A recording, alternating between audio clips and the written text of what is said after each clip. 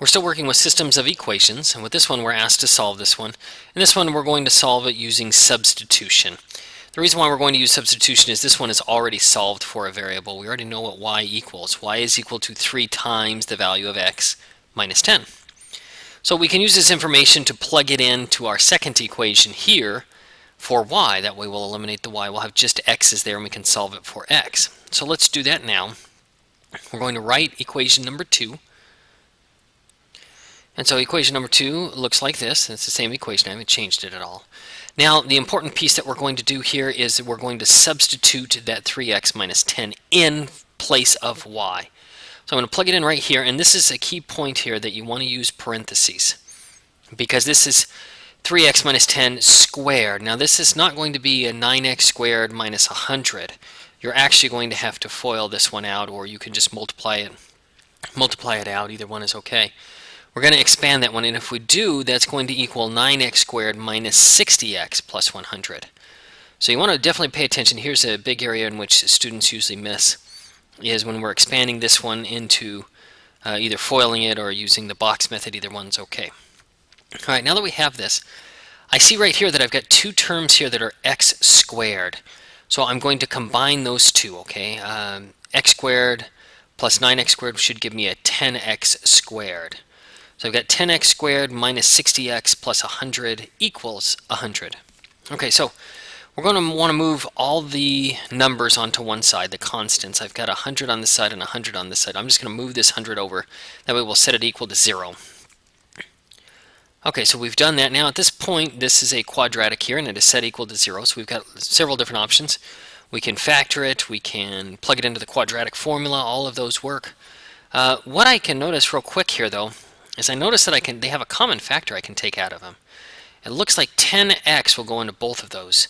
So I'm going to pull a 10x out of it.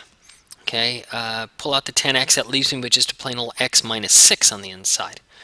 Well, now I have these two using our zero product property. It's been a little while since we've done that, but I can set each one of these two equal to 0. Okay, so I can go 10x equals 0, which is just x equals 0. And then this one I set equal to 0, x minus 6 equals 0, which means x equals 6. Okay, so now I've got 2 here, and this really helps. But I also need to find out what my y values are going to be here. So the way that I'm going to determine that is I'm going to plug in this value here for x, and that will help us find y. And I can plug it into either equation, although I can look at this, and if I plug it in for x here, I've still got a little ways to go, and that looks fairly complicated. What I'm going to do then is just plug it into this first equation. It's going to make my life a lot easier. But again, you can plug it into either one. Okay, so if I take that equation here, and this is the exact same equation that I have written up here, the only difference is I have this part in green only to indicate this is where I'm going to plug the 6 into. Okay, so let's simplify that a little bit. 3 times 6 is 18. So now I've got 18 minus 10. Well, 18 minus 10 is 8. So if x equals 6, y equals 8. So now I found one of my x values and one of my y values. Now it's time to find the other one. My other x value is 0. I'm going to do the exact same process here, only I'm going to plug in 0 instead of 6. So I'll do that now. Again, this is the same equation that I had up here. This time I'm going to plug in 0 though. Alright, so if I plug in 0 for x, 3 times 0 is just 0. So y would equal negative 10. So now I have my second ordered pair, which is 0 and negative 10. So x equals 0 and 6. Y is going to equal negative 10 and 8. The way that you'll write that on the online system is you'll write them as two ordered pairs with a comma in between them.